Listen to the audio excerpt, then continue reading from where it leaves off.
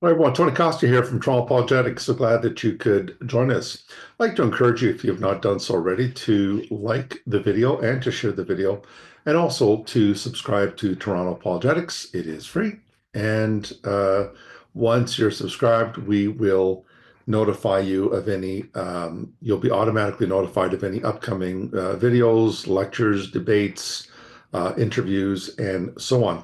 I also want to mention my book, No King But Christ. This is just a print copy, but you'll see it behind me here as well on the podium.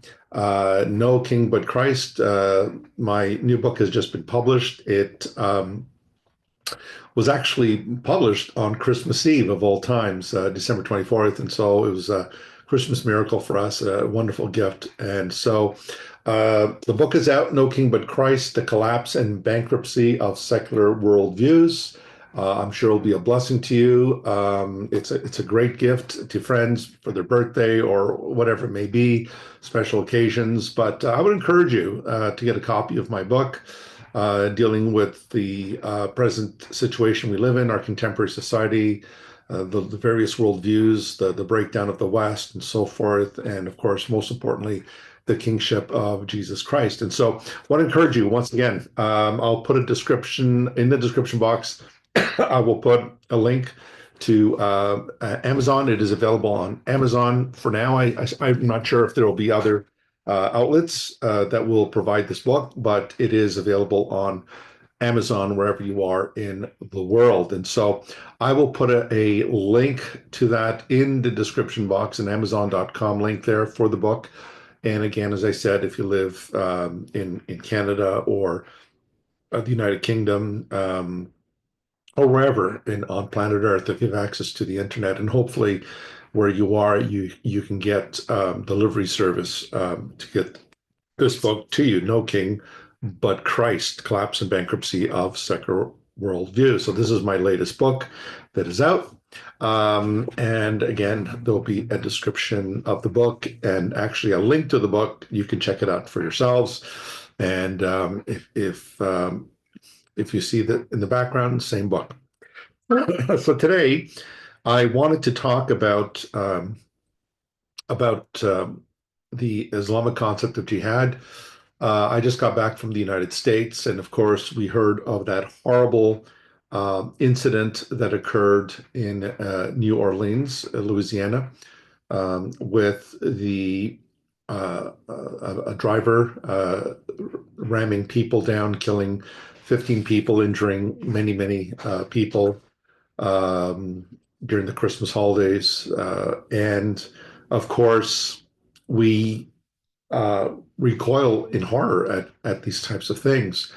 And the usual suspects, the media will come out and say, well, this was not a terrorist attack. The FBI saying, no, it's not a terrorist attack. And then, of course, later they change their mind because it is clearly, it has all the earmarks of a terrorist attack.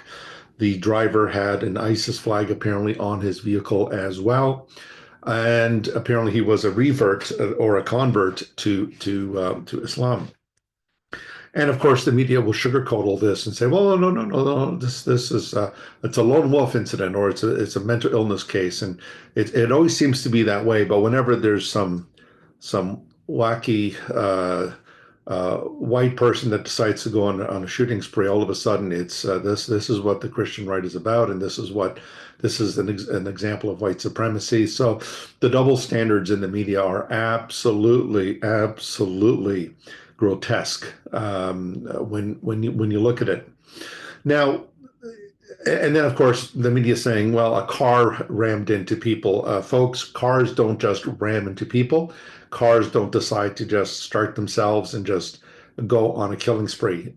Cars are driven by drivers, by human beings who drive those cars and injure people. It's the old saying that, oh, this person was killed by a gun. Well, guns in and of themselves don't shoot themselves. You need someone to pick it up and to pull the trigger. So we need to stop um, obfuscating the human responsibility here. People are responsible for their actions. They're the ones getting behind the wheel of a car if they're drunk and they kill someone. They're responsible. not the car. It's not the gun that is used to kill innocent lives. It's the killer, the person, the gunman who pulls the trigger and kills people. So I want to talk about Islamic jihad and the concept that Islam has spread by the sword. I've talked about this before in other videos, but I want to look at a particular video that has been posted I think it's been a while. I don't know, but a while ago on YouTube. It's definitely not recent. And it is actually an interview. It is an interview with, let me just make sure I got everything here. Yep. It is an interview with an imam who, if you're on social media, Sheikh Aseem al-Hakeem is his name. And this imam is being interviewed. It appears that he's in an Eastern country, a South Asian country of some sort. And he's being asked the question about was Islam spread by the sword? Now, of course, in the West, just like the chameleon that changes its color to adapt to the environment, in the West, we'll always hear that no, no, no, no, Islam was not spread by the sword, and it was all it was very peaceful, and it was like Christians handing out tracts, evangelizing, and no, no, no, no, no, no. It is very clear that if you hear imams speaking in the West, you'll get a sanitized version.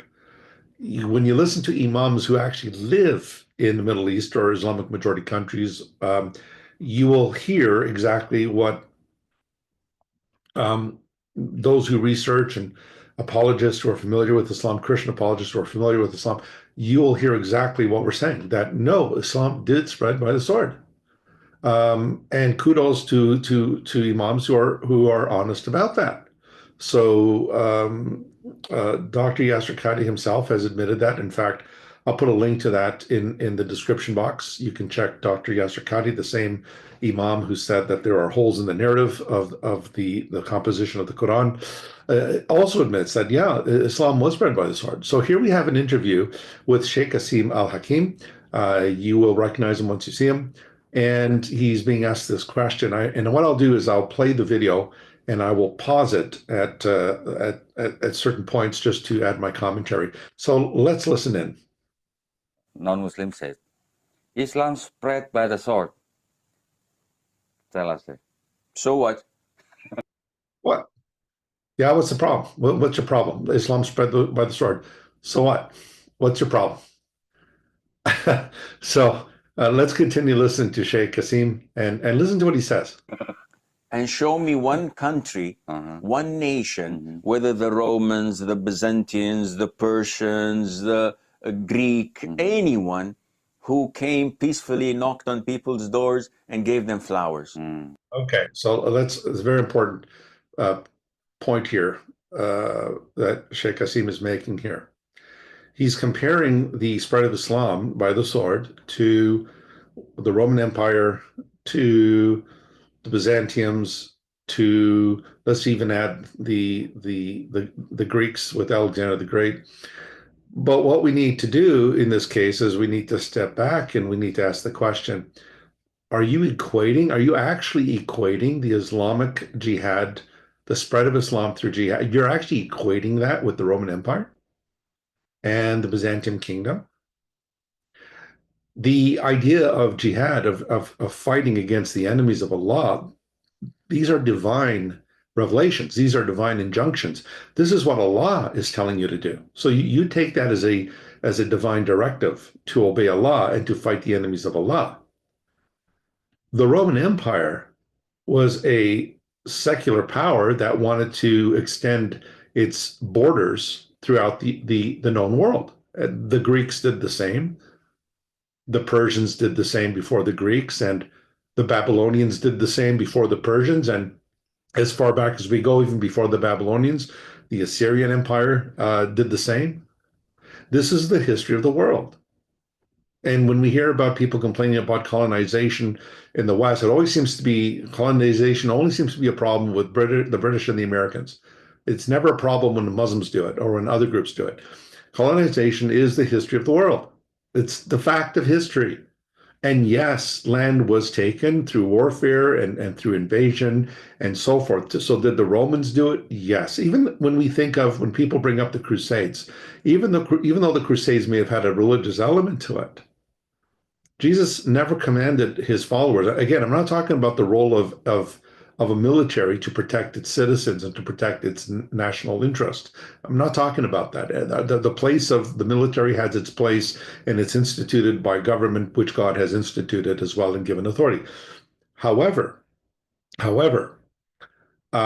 when the Roman Empire expanded its frontiers and other empires, the British Empire expanded its frontiers, they were not doing that because God said, "Go and conquer the United States, go and conquer the India, go and conquer Canada, go and conquer Australia and New Zealand."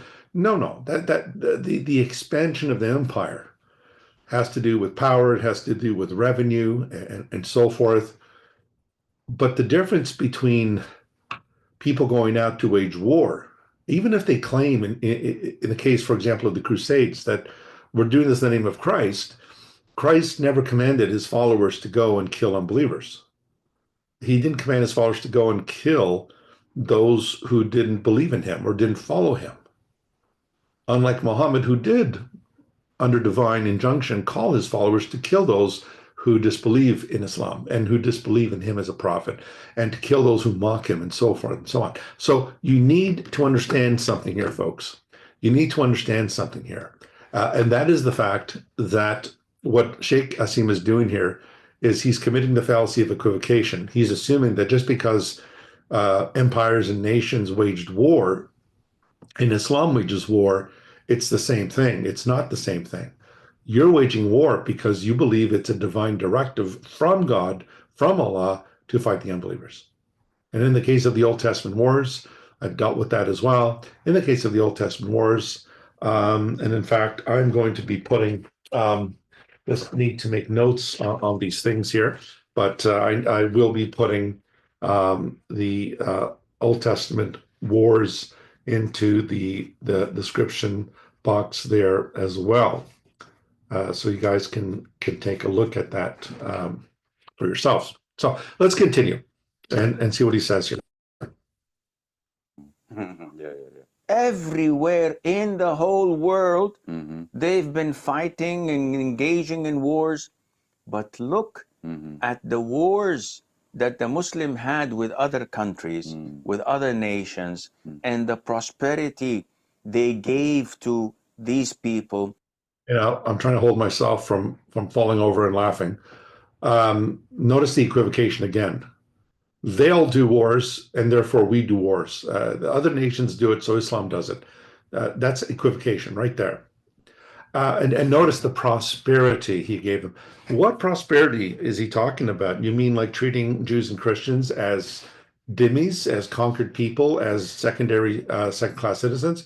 You mean forbidding Christians from renovating their churches and from tolling the bells on Sunday mornings, worship services?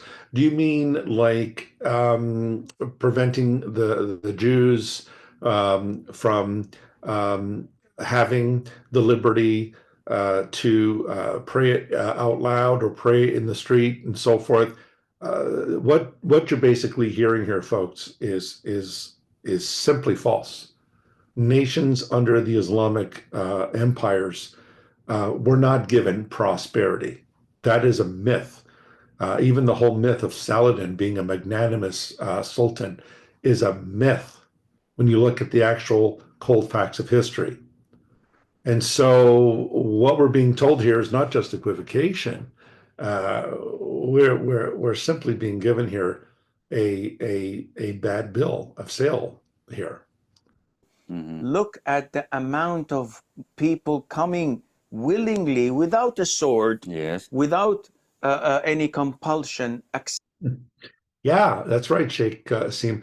Christians in Egypt, the Copts, willingly came and became Muslims. That's why they were murdered, they were massacred.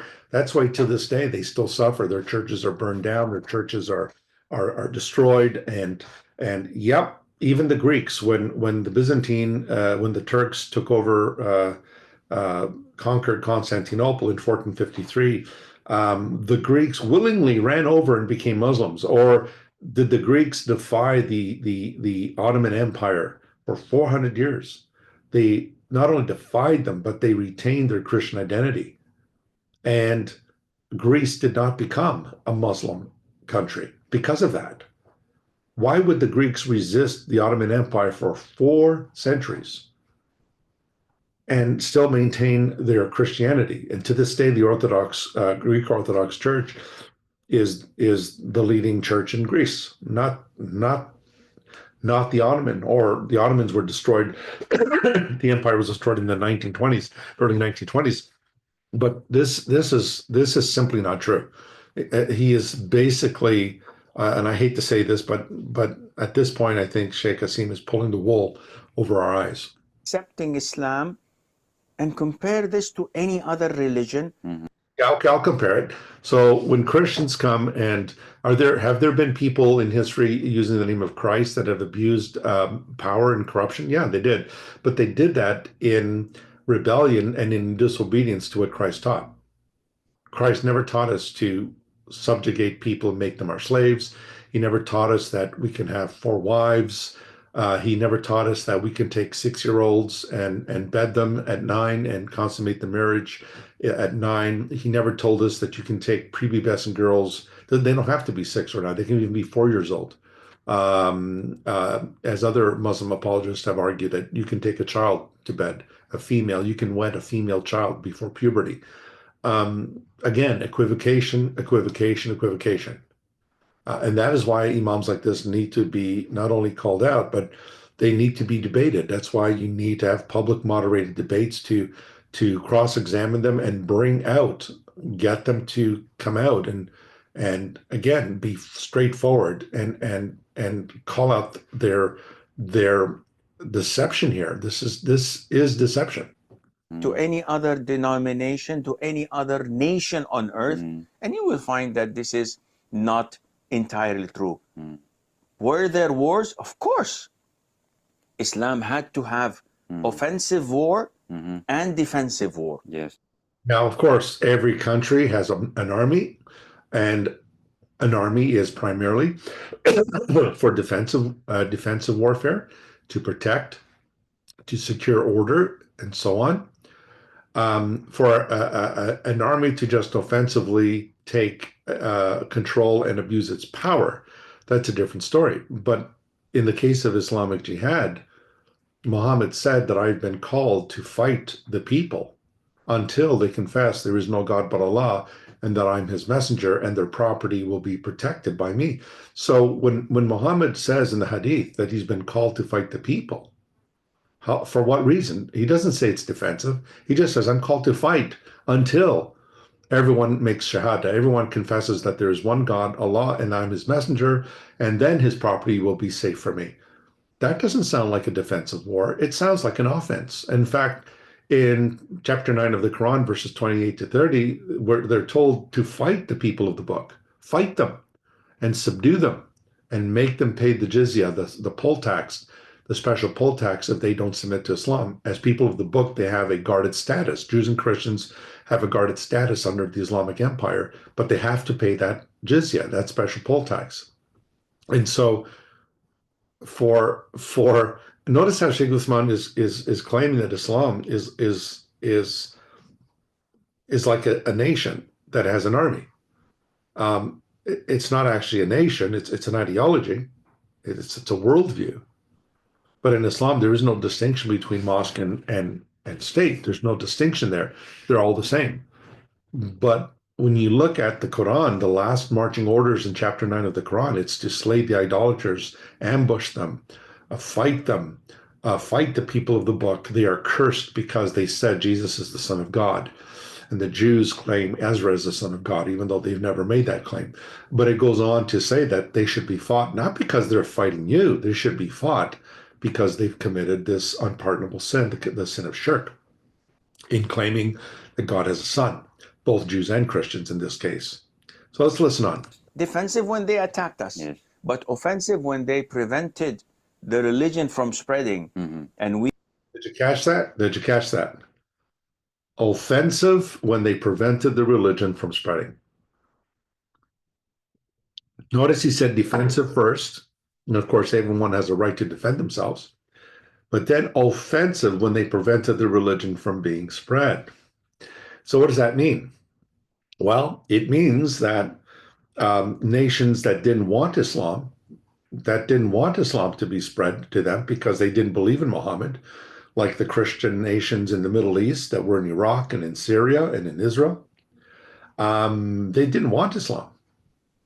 And if that's the case, would Sheikh Aseem agree that, well, since you should fight people offensively if they prevent the spread of Islam, can we say the same about Saudi Arabia? It doesn't allow churches to be built, synagogues to be built, temples to be built.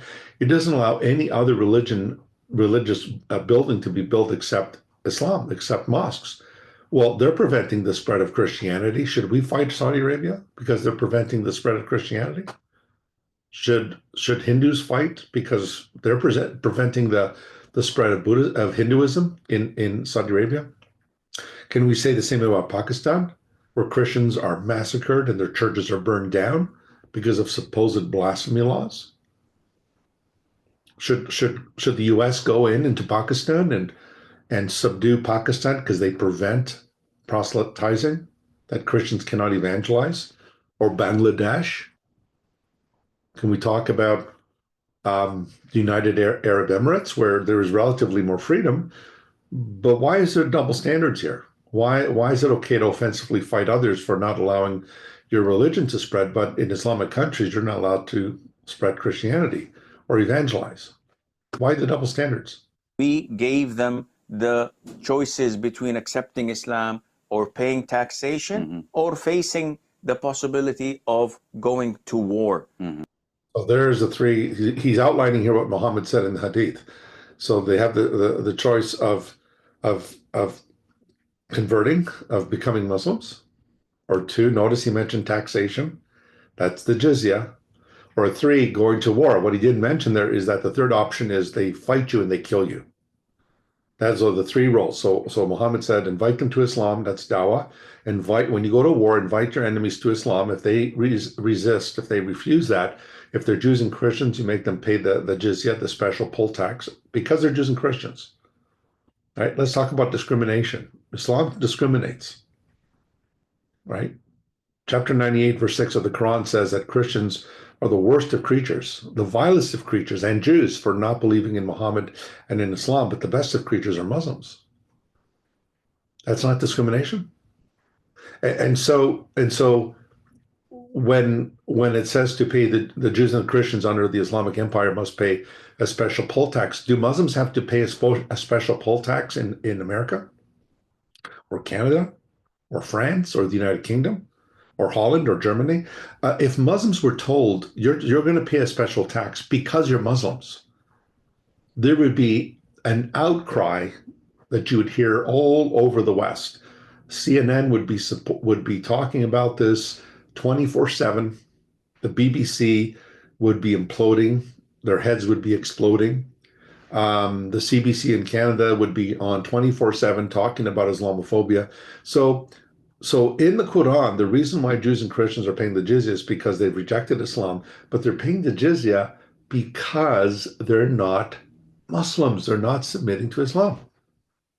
And let's face it, folks, this is straight out discrimination. So when you hear the people say Islam is about justice, it's equality. No, it's not. No, it's not. And that is why once you learn the texts, the Quran, you read the Hadith, you study Islam, you could tell where the truth lies and where the lie lies. So what he's saying here is totally compatible with what the Islamic worldview says in the Islamic texts. But to say, no, Islam was not spread by the sword, this is not true. Exactly. Thank you, Sheikh Aseem. Thank you. Thank you. Thank you for saying what I've been saying for the past almost 40 years. Thank you.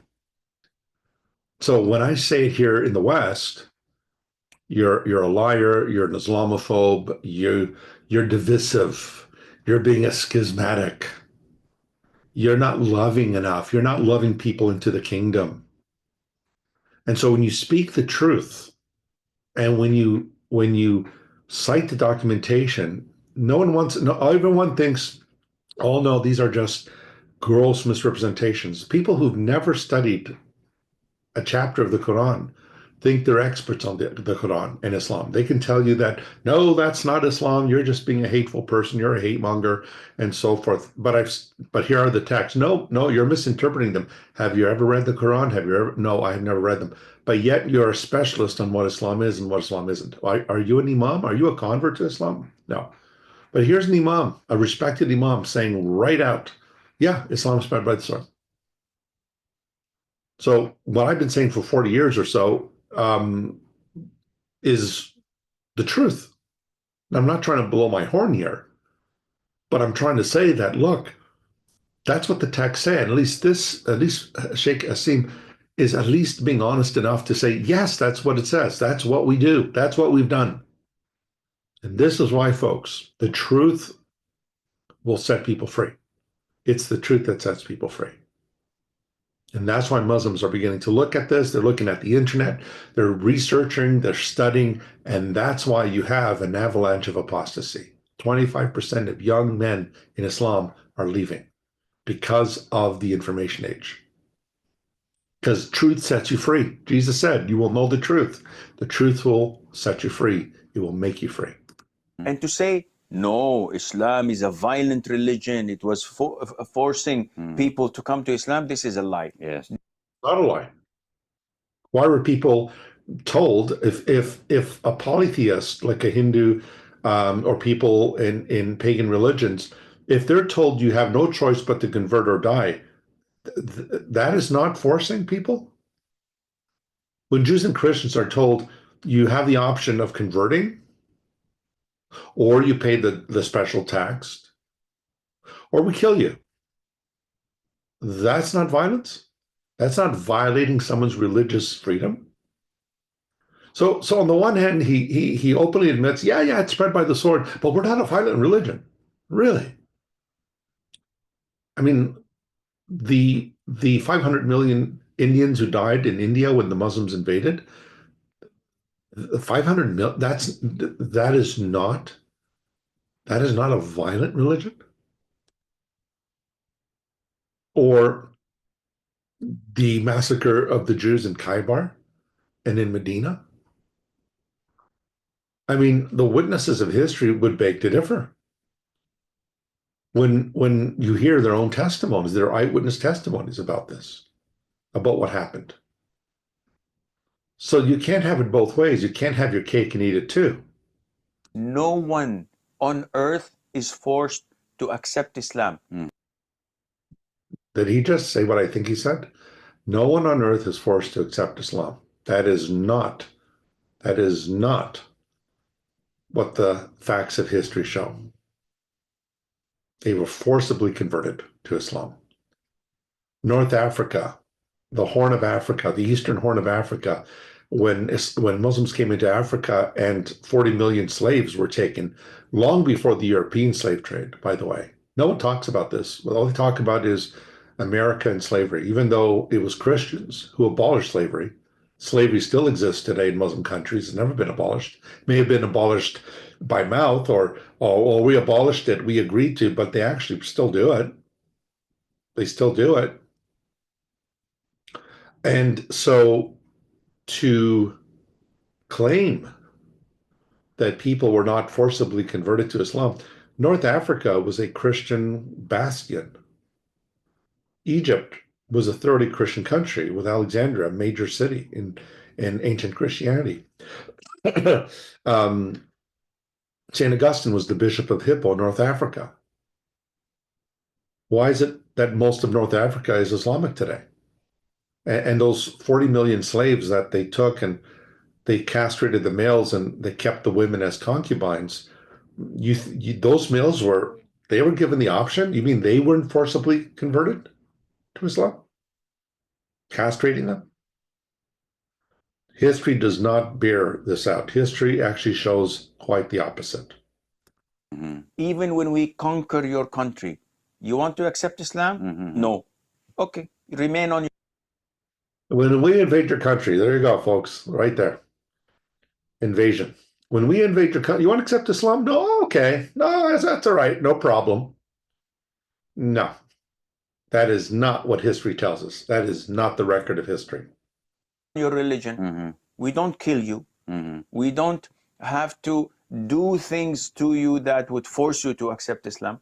Again, paying a heavy poll tax, you're trying to support your family, and they're taking a good chunk of your income so that you feel humiliated. You know, the word dhimmi means conquered people, subjugated.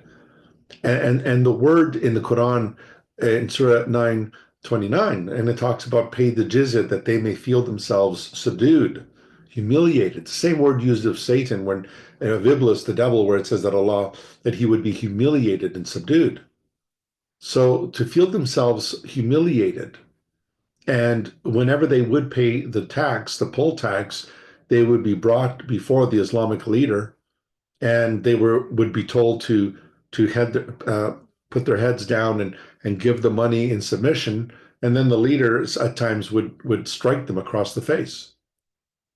That is recorded. That is documented evidence. But of course, the Sheikh won't tell you that. He won't tell you that. You have the freedom of religion. Of course you do. That's why in Saudi Arabia, you know, we have the first church of Mecca, the first Baptist church of Mecca, the first Baptist church of Medina. You know, we have the United Methodist Church in Riyadh. And really? So why doesn't Saudi Arabia, Sheikh Aseem, have any churches there or synagogues? Why? Why? You want to keep your religion? No problem. You just can't build churches. You can't congregate. You cannot worship in a Christian setting because that is anti-Islamic. That's against the Sharia. Again, what he is saying here does not comport with fact and reality. Alhamdulillah. Sheikh, His interviewer said, Alhamdulillah, you know, all praise be to Allah, after he's just been hoodwinked there. if they say Islam spread by the sword, how come in the Quran there is no word sword? Is that true? No, it's not true. The word sword, it might, it is mentioned, but at the same time, what is meant by it is mentioned, which is to fight. To fight the people. Don't forget, chapter 47 of the Quran, when you meet your enemies, strike the necks. Well, how do you strike the necks? With a sword, by cutting their heads off. What did ISIS do? They cut their enemies' heads off. The implication is clearly there. Well, what were they using in the 7th century? What was the Islamic armies? Were they using machine guns? Were they using cannons? Were they using tanks? Helicopters? Did they have warships? They have aircraft? Of course not. What would they use? What were they going to use in combat with their friends, with their enemies? What are they going to use? Sticks? A feather? Of course, that's what they used in the 7th century. In warfare, they used swords. And that's how they executed people. The Romans did the same. And the Babylonians and so forth. Until they accept the religion or to pay taxation. Didn't he just say that we don't force people? Now he's saying that they use the sword if they don't accept the religion. But I thought it was not forced on people. If you have a sword pointed at your head or at your heart or at your family, most often people may convert out of coercion and fear, but not through sincerity and willingness. And this is clearly mentioned in chapter 9. Okay. So you have to fight them until they give. back this up a bit here. This is now very important. He's mentioning the same chapter I just mentioned. Let's listen. You have to fight them until they give the tax. Back this up to a bit. pay taxation, and this is clearly mentioned in chapter 9. Sorry, folks, I'm back up a bit. What is meant by it is mentioned, which is to fight. To fight the people until they accept the religion or to pay taxation. Okay, so there we go. Once again, just to reiterate, folks, to fight them until they accept a religion. But how can you fight people until they accept a religion, but then we don't force our religion on you? Which one is it? Is it, you keep your religion, or we fight you until they accept our religion? So here you have a clear contradiction to what he just said earlier. But notice what he's going to do, folks, is he's going to go and he's going to quote Surah 9. He's going to go to the chapter I mentioned, chapter 9 of the Quran, the last marching orders. And this is clearly mentioned in chapter 9. Thank you. Chapter 9 of the Quran. Okay. So you have to fight them until they give the taxation. Okay. No. You don't fight them until they give this taxation. You fight them and then you give them the choice. You either convert, or if you're Jews and Christians, you pay the jizya, the taxation, or we fight you and kill you. And he's quoting there, right there, folks. Look it up. Chapter 9 of the Quran, verses 28 to 30. That's what he's referring to. Okay. Now, having said that, it is important to know and to acknowledge that the issue of fighting is everywhere. Okay. Not only in Islam. Yes. In all religions. Going back to equivocation now. So let's hear what he has to say about. Now he's trying to say, well, we don't want Islam to look bad, so we're going to show how everyone else does what we're doing. So he's going to equivocate again. So let's listen in. Religions. Look what America did in Iraq and Afghanistan. Oh, what America did in Iraq and Afghanistan. Did they do that because Jesus told them to, or God commanded them to do that? Did God tell them go over to Pakistan and Iraq and just kill them? Is that what it says? Or did they do it because of geopolitical reasons, because of terrorism, because of disagreements, because of a threat to national security and defense? Why do Muslims fight and spread Islam? Because Allah commands them to. It's a divine command. Comparing that to secular nations and what they do in the Middle East or not do in the Middle East is equivocation. There's no connection. It's a false analogy. It's another fallacy, the fallacy of false analogy, false equivalence. Did they give them roses? No. They gave them. Well, did they give them roses? Let's see. When America went in during the 1990s, the Persian Gulf War, and they went in after Iraq had invaded Kuwait.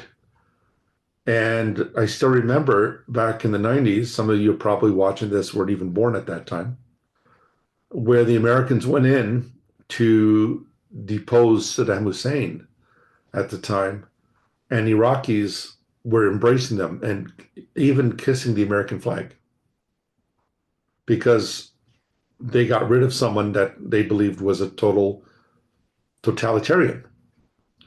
But you see, here's the problem. You go in, you remove a totalitarian only to have the vacuum filled by another totalitarian or a totalitarian movement. We're seeing that right now in Syria with the fall of Assad. What do you have in its place?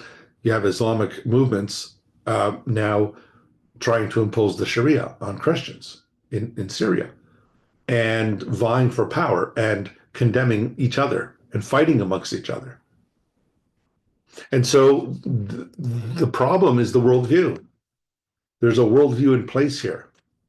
And as long as you have this worldview, this idea, this totalitarian idea of Islamic supremacy over all the religions and the best of creatures, whereas Jews and Christians are the vilest of creatures, you're getting rid of the smoke, but the fire is still there. The ideology is still there. Again, false equivalence.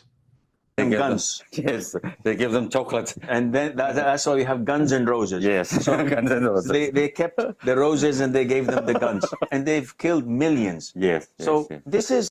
There's a lot of collateral damage in war. Absolutely. War is terrible. When the British and the Allies went in and bombed Dresden in Germany, there were 2 million people killed.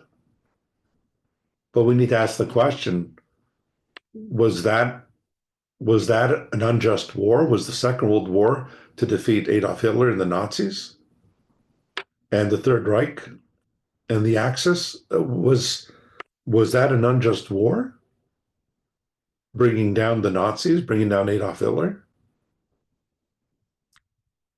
Would 2 million dead in Dresden? I know that because I know an immediate family member who's now deceased, who was an eyewitness to what happened in Dresden, who saw what happened there.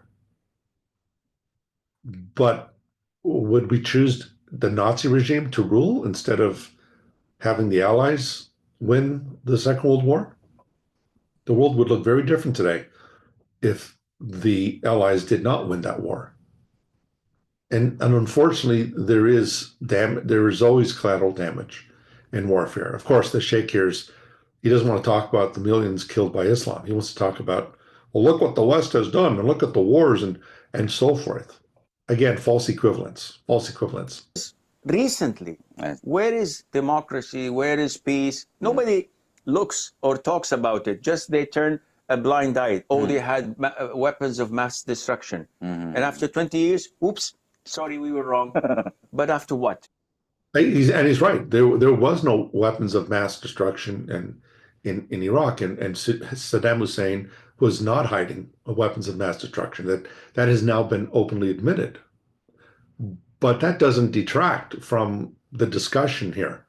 It doesn't detract from the fact that Islam is an ideology built on warfare against the unbelievers because it is a divine command. That's the difference. It's a divine command. Yes. In Islam, when we conquer a country.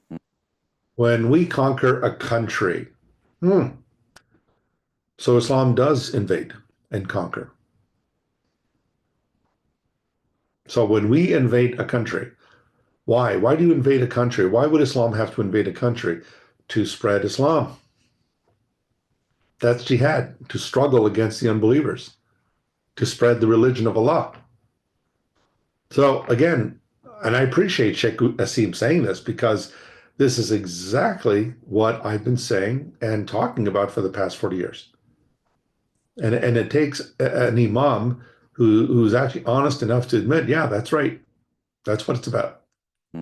Of course, there's nothing peaceful about it.